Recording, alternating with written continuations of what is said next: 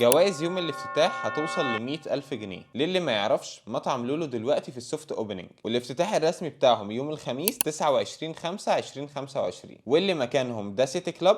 هنا بقى مطعم لولو، وعاملين شوية عروض دلع يوم الأربع والخميس بمناسبة الافتتاح، وهم أي دبل سماش ب80 جنيه، وأي سندوتش لحمة 100 جرام ب90 جنيه، وأي سندوتش لحمة 150 جرام ب105، وأي سندوتش تشيكن ب105. ده غير إن ديكور المكان تحفة بجد ما شاء الله. وأكتر حاجة لفتت نظري في المكان إنهم جايبين مراية على شكل فلسطين، والحاجات اللي عندهم مش مقاطعة. وكمان في مفاجآت في الافتتاح، لأنهم مش هيعملوا افتتاح تقليدي، هيبقى افتتاح تفاعلي. هيجيبوا فوتو بوث عشان تتصور وتوثق اليوم، وكمان هيجيبوا كاميرا 360 عشان تاخد لك شوتات شقية وبتاع. ده غير ان في جوائز هتتوزع هتوصل قيمتها ل100,000 جنيه، يعني من الاخر تلم اصحابك وتيجوا تلعبوا وتكسبوا. ده غير ان انا هكون موجود يوم الافتتاح بنفسي عشان اجرب كل الحاجات دي. بس انا لما رحت هناك حسيت ان في حاجة غلط.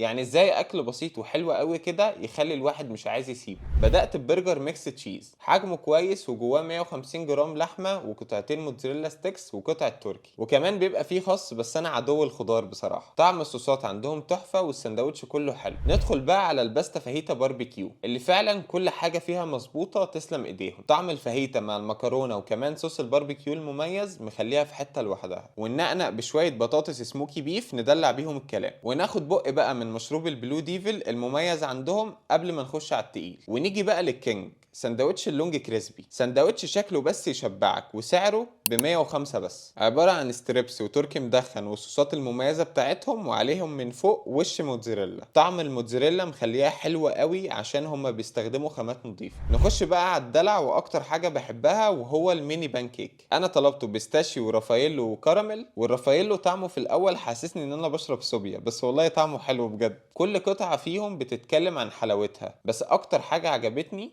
هي البيستاشيو عشان فعلا بيستخدموا صوص نضيف قوي ومميز. نبلع بقى قبل ما نختم اليوم الجميل ده، ودي كانت تجربتي في لولو. اشوفكم على خير، سلام.